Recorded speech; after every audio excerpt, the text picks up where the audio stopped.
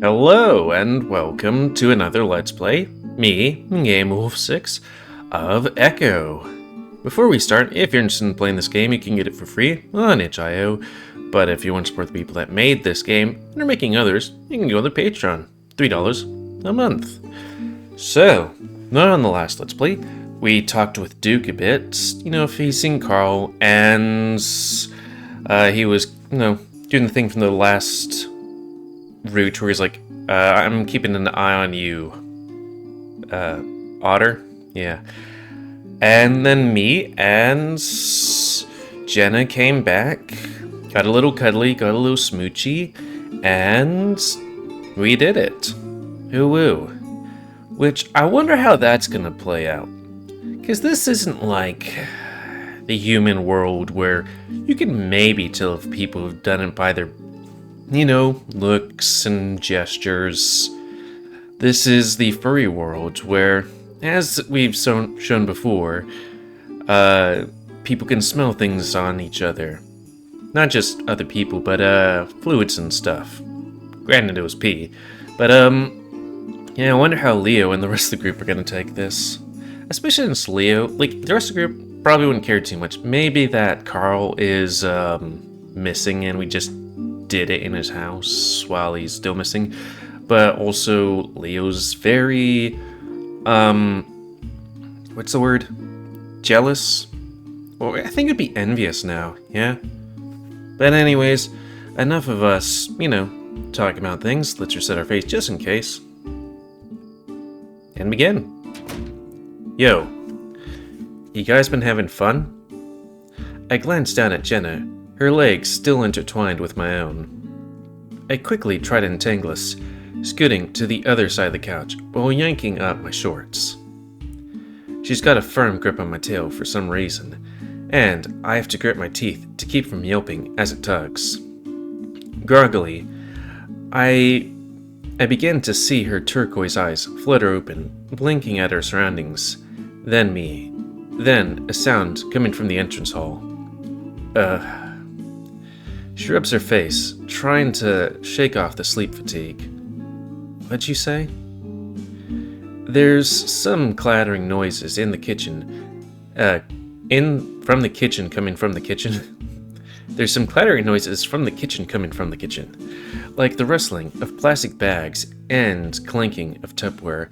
Yeah, I would, send this to the people that made this game, but I think they're pretty much finished, so they aren't gonna really do any edits. Did he not see us? Thank fuck he's a lizard and can't smell us at least. I asked if you fuckers have been having fun. It's midday. Flynn, you got our texts. We were up late last night searching for Carl. Yeah, and making yourselves at home here. Well, what you got on over there? Hentai? I checked the TV.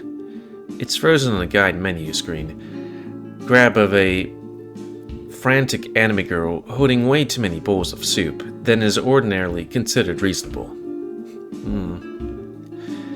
Jenna yawns into her paw, quietly pulling the black pair of panties around her thighs, pulling up, followed by her trademark jean shorts. Boy, you guys didn't do any sort of things. His pants down, her panties down.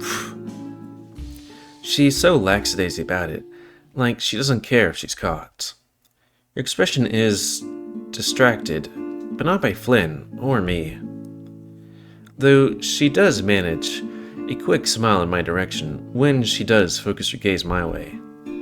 I return the smile, a bit lopsy-daisy, as my face still feels tingly and asleep.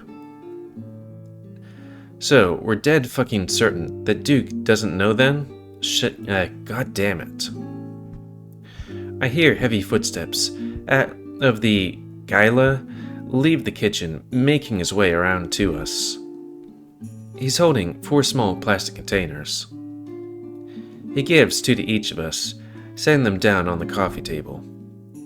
The insides are fogged up from condensation, or steam, so I can't tell exactly what they contain. It looks green, I guess.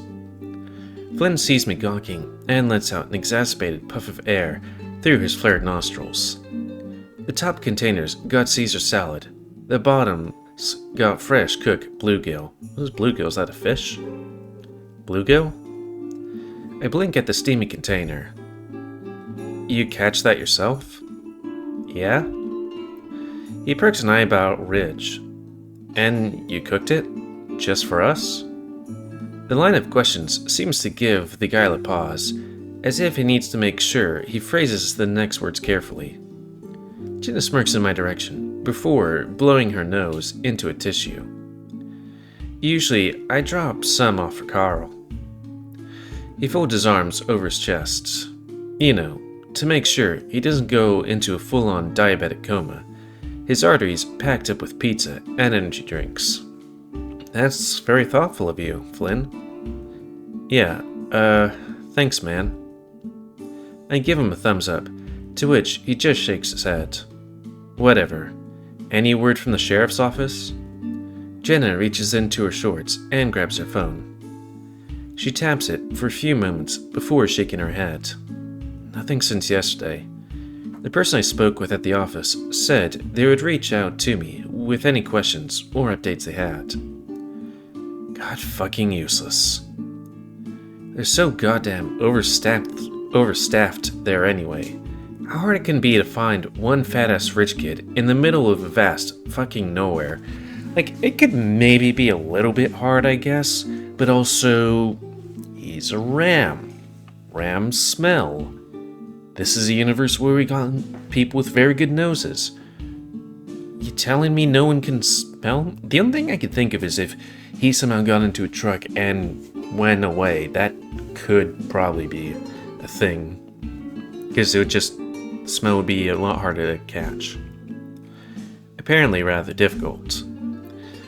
Just waiting for Carl's parents to post for awards, for award money, or some shit. Does it go to cops if cops find them? I don't think public entities get to claim those sorts of things. Flynn scowls at Jenna for a good 4 seconds before turning away, walking to the grand living room window and peering out to the backyard. Well, yeah, I fucking know that. It just don't make a lick of sense. No food, cars, cell phones missing, nothing valuable stolen, no break-in indications, beside the scuff marks you made on the way in. Flynn, if I hadn't gone through the window, Leo would have actually shoulder rammed the front door down. Flynn folds his hands behind the back of his head, clenching his eyes shut. Yeah. God, what a fucking crazy ass. At least his desperate party attempt helped us figure out Carl's mission earlier. Jenna purses herself to her feet, walking over to the side beside Flynn. She folds her arms over her chest. So, we briefly skimmed over this yesterday, but with regards to Carl's mental state leading up to all this. Flynn, ever so slightly, shifts his head to the Phoenix direction. Their size different, stark, as they stand silhouetted in front of the window. Is there anything you can think of that would help us out here? Anything to cause Carl to say fuck it and run out into the desert without any belongings, you mean? Yes. Jenner answers flatly. He's been depressed as hell, but that's how he's been since he dropped out of college. All that digital arts shit he used to do, he hasn't done much of that either lately. Whenever I check my phone or computer, he's always online, just sending me memes and shit all day. I mean, yeah, I do send memes too. Despite my efforts, there ain't been much in the line of indication he'd been planning on changing his routine anytime soon. I'm sorry to hear that. She sounds genuine to that regard, letting out a quiet sigh. That's me being Yanni. Ain't nothing you can do about it from fancy college land. I finally get my ass off the couch, silently hoping that I hadn't left that surface all oily. And hopefully not slimy either, if you know what I mean. Or sticky. I think he's been getting high more. Says it chills him out, helps the nightmares and shit. Nightmares? Flynn nods. Yeah, he's been going off on how his house is haunted. Says things get weird whenever he goes to bed. Weird how? Flynn is starting to look increasingly exacerbated at my continued prodding. It evident he wants to shift his focus back to the search effort. Yeah, I guess if he was in a house all by himself, drinking alcohol and doing drugs, his mental state would, go down. I know that I drink alcohol and it never does help me, mentally. Fuck, Chase. I don't know. Bumps in the night, creepy children's whispers, distant laughing, that sort of thing. Said he only heard them when he was about to fall asleep or waking up, so he could never investigate. Interesting. Really? He said that getting high was how he coped with this newfound paranoia, which I guess is also a thing in Echo. That and also masturbating. I mean, yes in Echo, but the smoke room. I let him sleep over once, and my whole room smelled like skunkweed for a fucking week. He slept over because he was afraid to be here in the house? No, he stayed over because I was plowing his ass. Ooh? His tone is laden with sarcasm, and I even find myself snickering a bit at the shock. Though I've seen kind of a decent amount of A6 to one of these two, Flynn and Carl doing it. Jenna doesn't laugh though, meeting Flynn's gaze with an indescribable expression. Indiscernible? That's it. The gala clears his throat, scratching at his stomach. Yeah, he was afraid to be here. I know enough about Carl's family to know that his house is seriously old. His great something or other is the town founder, after all. The place has since been seriously modernized into a more stucco abode style, but there's some definite history underneath all this. Definite? Yeah. Growing up, Carl started thinking there were ghosts in the house. It freaked him out pretty badly. So much so, his parents basically begged me to have sleepovers with him during the weekends, and even some weekdays. Not that I minded, of course. Carl had all the video game consoles that were out, and his parents bought him M-rated games. I got to stay up late, with his giant TV blowing up aliens and running over hookers. Good times. I remember he started to become less afraid as time went on, and his parents stopped asking for me to come over as much, which was a shame. So of course, shitbag younger me told Carl a bunch of stories about a ghost bride whom I said I saw standing outside the house at midnight. And that's how I got to spend my whole 5th grade summer vacation living at Carl's place. The fact that Carl is still freaked out about this sort of thing is pretty concerning. Well, to be quite fair, if I held the mindset that my house was haunted and saw whatever that was on my phone outside the window. She pauses, shaking her head. I'd probably be rather freaked out as well. Yeah, but would you run outside? That doesn't make any sense. You think this place would be more ransacked if this was a freaking kidnapping or something. You don't try and kidnap a fucking ram without getting some serious dents and scratches in the drywall. The idea of Carl being assaulted like this is starting to give me a serious pit in the bottom of my stomach. Well, he did find some scattered plaster dust and marks on the wall near the bottom of the basement crawl space. Yeah, maybe there could have been like an initial scuffle down there, and then he was held at like gunpoint or something. There's a sudden look of shock at the direness of my words that flashes across Flynn's face.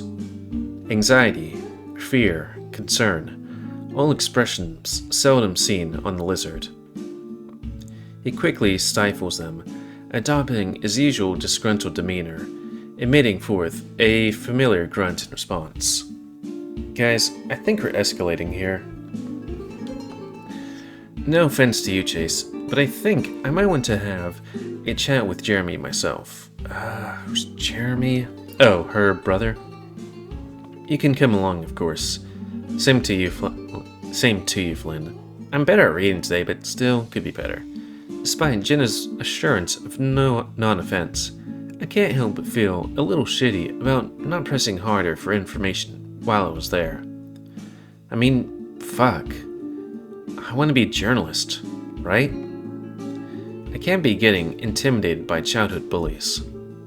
Flynn nods, but only slightly. Yeah, but Chase said he told him the drugs he sold weren't laced. Laced drugs wouldn't result in that image on the phone. Shit, I haven't talked to that Lunkass in so fucking long. You're always a bit too old to get the brunt of his sadistic side when we were growing up. I thought that was mainly Clint. Was he the guy that didn't die in Leo's route that was a druggie? They all rubbed off on each other easily enough. Flynn pulls out his phone, a rather dated first-gen looking phone from the late 2000s. He pecks it with his large fingers, walking off towards the foyer. Gonna text TJ, and Pinball Smasher that we're getting together and asking around. Not the Pinball Wizard? No need to be more specific than that. Trust me, wasn't about to tell him where we're heading till we're done. Poor TJ. I'll make sure to text him to make sure he's alright. We start to head out as well, when he suddenly calls out back to us, "Oh, and bring your goddamn lunch." It took me for fucking ever to put it together. Are you nervous? I asked, trying to break the silence. Flynn takes his eyes off the road long enough to peer back at me through the rearview mirror, then glances over at Jenna. She's riding shotgun, cradling her fishy Tupperware in her lap so it doesn't spill. I already told you I wouldn't mind seeing Jeremy again. Well, what about you, Flynn? Why are you asking me? They aren't my bullies. I'm not sure if that's exactly true. I have distinct memories of the Tetanus Alley crew calling him all sorts of slurs back in the day. Hell, they started a rumor he was some kind of sadomasochistic gay rapist. Took me a while to figure out that word. Said rumor somehow wormed its way out of Echo to our high school. I remember there was this whole thing where he got called into the counselor's office about it. He proceeded to call the counselor a wretched gash cunt and got 1 week suspension. It wasn't ever clear if any of that shit stuck. He certainly never cried about it like TJ did. Sounds more like you're the one with the issues. I frown. I'm gonna spill bluegill all over your seats. You'll be scrubbing the upholstery with my foot up your ass if you even open the goddamn lid on my truck. Chase already spoke with them. He said you only saw Jeremy, Heather, and Micah, correct? Jenna looks back at me, and I nod. Micah, heard he was back in town a while ago. Never expected he'd turn up again after, 7 years? Have you gone by to say hello? There's a hint of teasing in her voice, responding to the gal's latent disdain for the kid that's evident in his tone. He stole my fucking dirt bike. He stole your fucking dirt bike. 8 years ago. Well, he was still kind of a shithead when I visited yesterday. Yeah? I see the back of Flynn's scaly head cant curiously. What did he do? Well, he didn't do anything to me, I guess. Just seemed like he hated my guts. I mean, I'm an adult now, so I shrugged most of it off. Still, he shouldn't be treating you like that. We are all adults now. Yeah. Can't you just drop 75,000 on a college degree that teaches you saying slurs is bad like a normal person? Jenna gives Flynn some side-eye. Are you gonna ask for your dirt bike back? I ask half jokingly, half trying to break the tension. I did get it back, remember? Little shit dented the fuck out of it, and put his weird punk brand stickers all over the body, but I got it. Literally had to go to his house and talk with his parents to get it back. Should have pressed charges. Which house was that again? It was the yellow stucco one at the end of Jasmine, one of the older buildings they constructed during World War II. His and mine were the only houses down there that weren't RVs or mobile homes. I believe it was condemned and demolished a couple of years ago. Right, Flynn? Flynn nods, turning off onto the dirt road. Oh yeah, the roof was caving in. The electrical was a fucking hazard, and the pipes were lead-based. Lead-based? I thought that was banned before then. Major cities did. Technically, it wasn't in the building code until the 80s. Jenna frowns to herself. Let's just focus on the missing ram, alright? We drive with some silence for a while, until we see some smoke rising up from behind one of the older trailers. What the hell's going on? Flynn pulls over. They're cooking in there. A distinct, smoky smell of burnt mesquite pods wafts through the air. Let's just make sure my face is in the right orientation. It's actually kind of pleasant. Flynn takes out his cell phone, stepping out of the truck and hustles his way over to the source of the smoke. Jan and I exchange a quick look before following in his wake. The aroma goes stronger as we round the abandoned trailer and make our way to an outcropping overlooking the rest of the area. There's even a slight apple-like smell mixed in. As we round the bend, I can see a few lawn chairs spread about a crackling bonfire. Some of the chairs have faded princesses print designs, while others of them have more traditional camping variety. Next to them is a fluorescent orange cooler and a portable grill-looking thing that looks like a toaster oven. Don't think they got a permit for this. Oh, hi! The high-pitched voice comes from behind, and next thing we know, there's a feline bouncing up towards us. I see Jenna recoil some, the fennec lingering a bit behind the rest of us. Flynn, meanwhile, looks stone-faced, his hands on his pockets. Hello? I was here the other day, but we have some more questions about Carl, if that's alright. You were? Wait, that's not her mother, is it? Heather sounds familiar.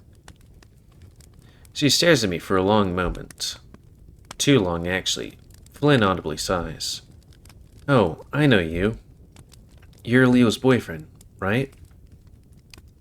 Ex-boyfriend. Jenna chimes in, but seems to visibly regret it, as Heather's attention swivels to her. Oh my god, Jasmine, hi! She rushes over to Jenna, wrapping her arms around her in a tight hug. You look really good. Thanks. I feel like that's her mother, but also it is kind of weird that, like, she's not a fennec, she's like a cat, but all of her children are fennecs. Or some kind of fox. Jenna doesn't correct her on the name change for some reason. Instead, she very gingerly pats Heather on the back before withdrawing back a foot. I didn't shower this morning, so it's a wonder if true. Neither did I. Astonishing. Where's Jeremy at? Oh, hi, Flynn. Heather waves at him, despite the gala being literally only a couple of feet away.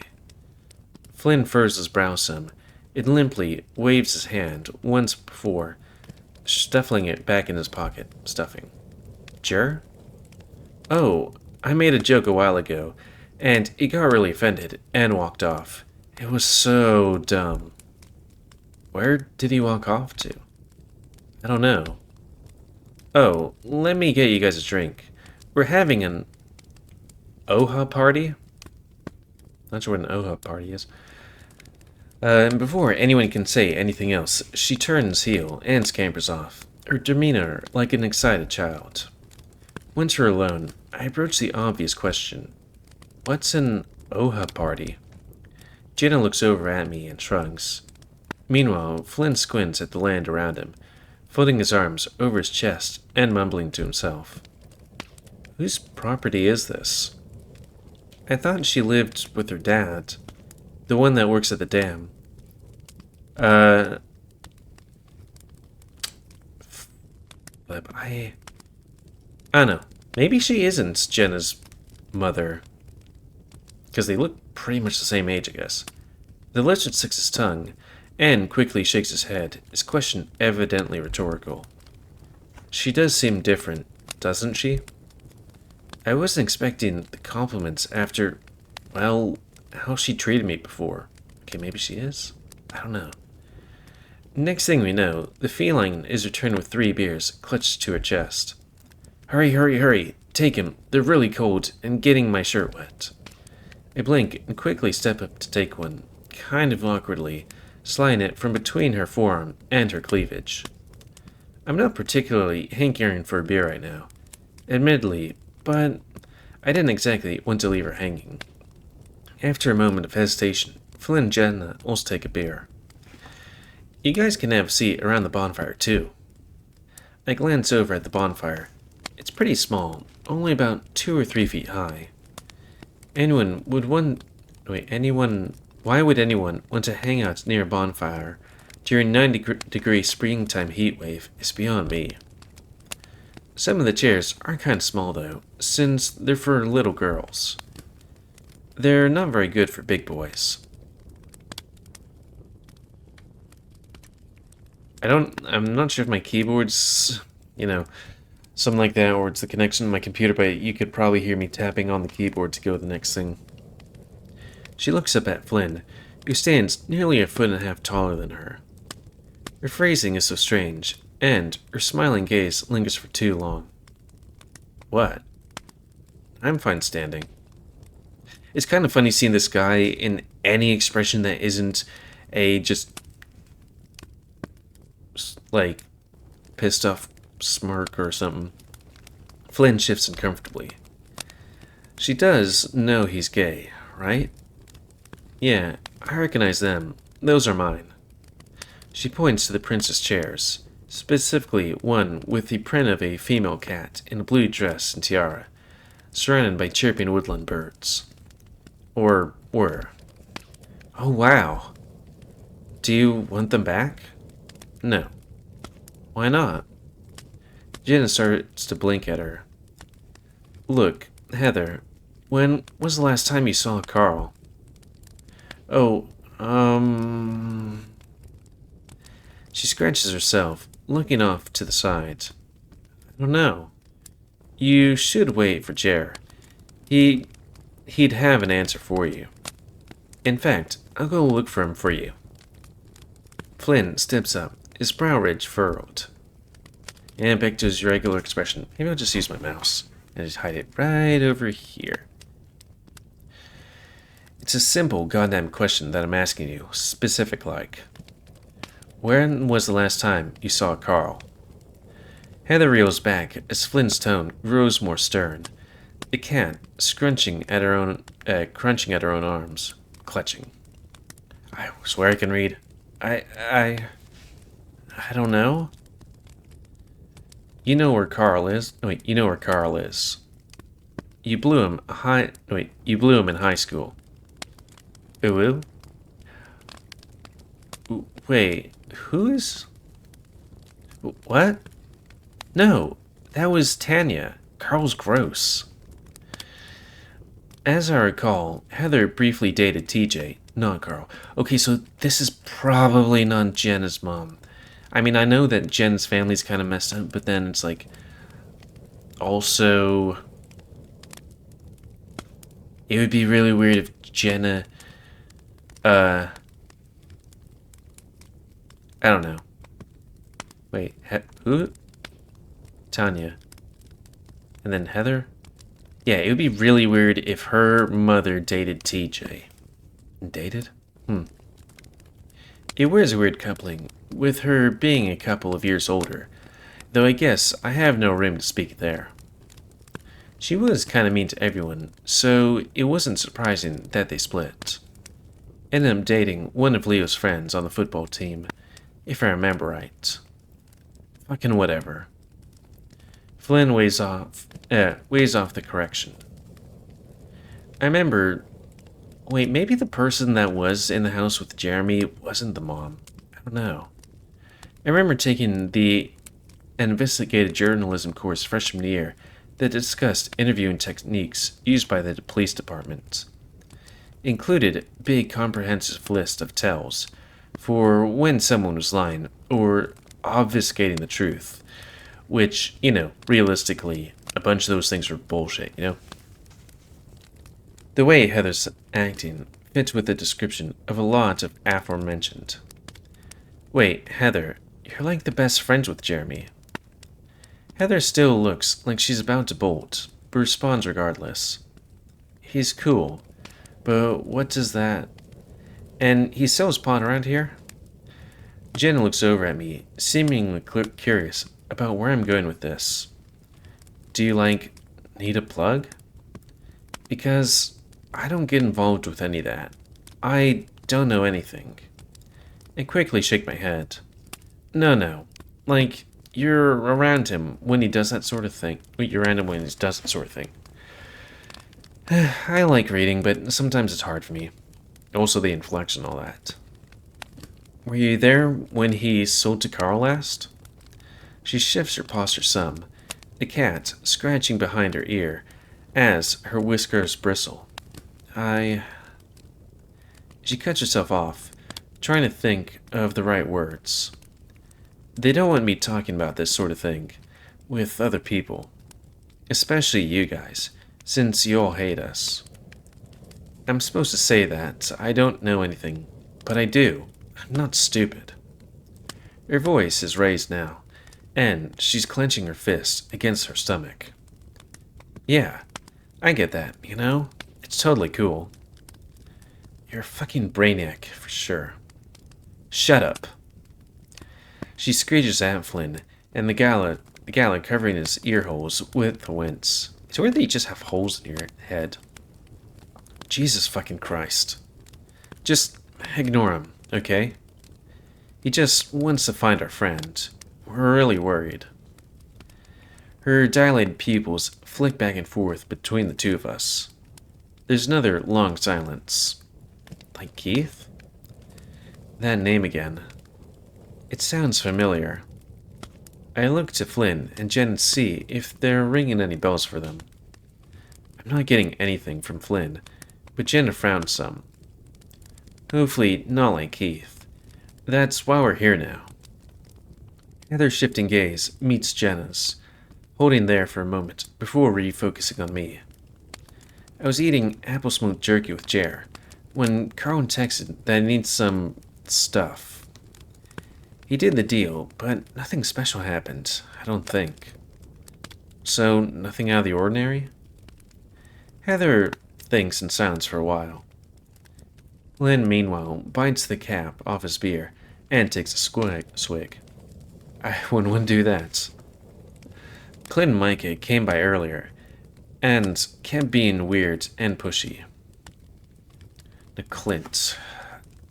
That's a thing that I wish more of these visual novels did, which was in Sileo, Tales of a New Dawn, there's a character list of people you've met.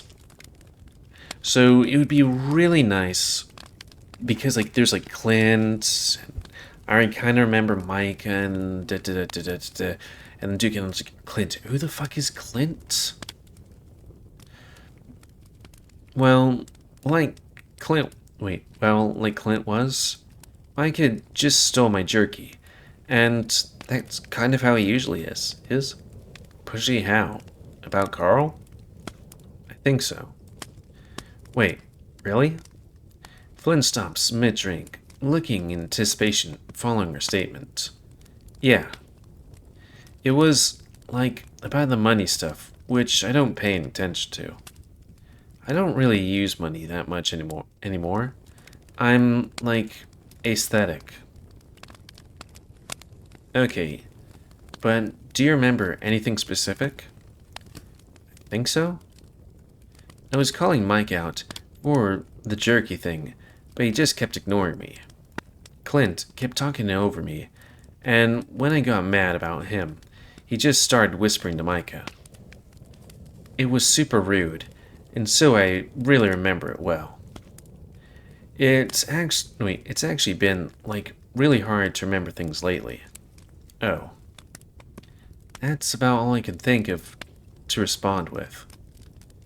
As I look over, I can see Jenna tapping away at her phone, typing something. She peers only for a moment, just long enough to give me a soft smile and a nod. She must be writing all this down. Glenn, meanwhile, is putting on an active effort to keep his mouth shut.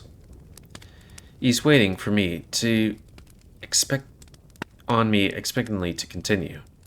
Before I can follow up, Heather starts speaking again, this time to Jenna. I don't really remember, like, why we didn't get along. Because the name Jasmine pops in my head, and it's like, ooh, that bitch. But I just saw you now, and it all just seems so silly, doesn't it? Jenna doesn't even seem to react to Heather at first. She shuts off her screen of the phone and exhales, looking Heather in the eye. She doesn't speak immediately, and there's this sort of latent tension in the air. Yeah. It is a bit silly now. We're all very much grown-ups here. And I appreciate the hospitality. You know, actually, we've got some spare cooked bluegill in the car. Spare? Flynn grunts. Flynn caught and cooked it himself. Flynn looks slightly less disgruntled after being credited, though it's clear he really intended the food to be for us. Oh, bluegill's good. I really like walleye, though. I just caught bluegill. Got some bass at home, but didn't bring it. Also, walleye ain't really in season. I mean, I guess they might mate at different times of the year and then grow up? I don't know. That sucks. Kuyo caught and cooked it, though. That's really rustic. I usually just get something from the gas station. You're welcome. As for issues with remembering things, I'm not quite licensed to be issuing diagnoses. But I did briefly volunteer at a memory center up in Payton. I actually think I have a card here, still in the bottom of my purse. Jenna digs through her handbag for a moment, before withdrawing a faded little card. Heather takes it, peering it over, with some visible trepidation at the clinical text and brain imagery imprinted on it. If you get a ride up there on the weekday, they generally can take walk-ins. The clerk there is a super nice horse guy named Jessop. He can help you get set up with Medicaid to pay for it if you're not already covered. Horse guy? Wait, are you like, did you fuck him? I don't know. Oh, that's super neat. Thank you. It would be really cool if they could, like, let me pick and choose which memories I get to keep, though. Jenna smiles, a flickering sense of melancholy behind her turquoise eyes. It would be nice, wouldn't it? Of course, the challenges and traumas we overcome shape us who we are today. Yeah, totally. So, double bummer if you're not exactly happy with who you are today. Right, Jess? She lets out a sad-sounding giggle. Out of the corner of my eye, I see Flynn blink some, then peer offward awkwardly. He spits on the ground, a faint smell of his venom wafted in the breeze for a moment. Wait, do these guys have venom? I'm guessing he bit the cap too hard. Jenna opens her mouth to respond, but she pauses. Her ears flick some, and she folds her arms over her chest. Yeah, double bummer. Let's get that bluegill. I'll be right back. Oh, okay. Jenna heads back towards the truck, and we're left standing awkwardly with Heather. Yeah. So, I'm gonna go get the others real quick. So, bye.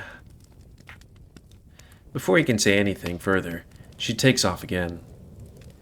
In the distance, I can see her start running, her arms flailing, and with a palsy-like limpness at her sides. I can't help but feel a sort of queasy sensation at the sight. This is what this place does to people. Jenna returns with the Tupperware, letting out a long sigh as she sees Heather in the distance. Props to you for not just smacking the shit out of her. That was, weirdly cordial, considering. Oh, no, part of me wanted to, trust me. That would have made things harder for this questioning business, for sure. Well, there was that, and I suppose I was thinking about what you told me when we were walking earlier, Chase. Flynn raises a brow ridge, waiting for her to explain. She does not. I get the feeling you guys have more intense story than I thought. I tried not to talk about it too much back in the day. Back then, she was rude to me, even when I did nothing wrong to her. I figured she was just insecure and left it at that. Then, one night, she came to me with no one else to turn to, tears in her eyes. She claimed she had a pretty serious problems going on at home and wanted to tell me about it. From that point forward, I was ready to defend her, to help her in any way I could, short of going to the police, of course, because she was begging me not to. It started out with as little things, the favors. She was too emotionally distressed to do her homework, so I did it. She couldn't come to class because of the panic attack, and the teacher wouldn't understand, so I lied for her. She needed money to see a friend Peyton, so I gave her a little money I had, or what little money. This went on for some time, until eventually enough was enough. I had my own problems, especially at home, and I just couldn't juggle the well-being of everyone. That's not my responsibility. I told her up front that I was going through a tough time and couldn't do those favors anymore, but I could always be available to talk. That wasn't good enough, of course. Despite being busy with her fractured home life and the stress of school, she found time to create an elaborate revenge on the one person who cared enough to help. Next thing I know, her latest boyfriend of the week and his friends are pounding on my door at 10 p.m. And what does he tell Mom and Dad when they open the door? She deepens her voice, putting on a dude bro accent. Yo, I'm looking for Jasmine. She told us to me out here to get some. So, not only did they convince my idiotic parents I was fucking 5 guys, including her boyfriend, she told the whole school. I had my paw smashed in a locker, was fired from a part-time job, and lost almost all my friends outside of you guys. Jen gestures to the both of us. She made herself the sufferer in that narrative, the one who had mistakenly trusted the weird, horny anime girl. Jenna takes in a sharp breath from her nostrils, composure otherwise completely solid. And man, completely fuck. Oh wow, I was like, I know we're going a little over time, but it isn't too far. And she didn't even have the dignity to atone for actions when the chance was standing right in front of her. She continued to lie and manipulate her way through every social interaction to make herself feel better. It's the perpetuation of this endless cycle of perceiving herself as a sort of eternal victim, when in reality it's complete delusion that hurts her and everyone around her. With the way Jenna rattles off the points after points regarding Heather's transgressions, it's evident this is something she thought about greatly, maybe even rehearsed. I can't believe you never told me any of this.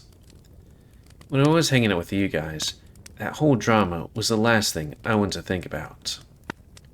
You know, it was actually Leo who kept prodding me that something was wrong and insisted he helped.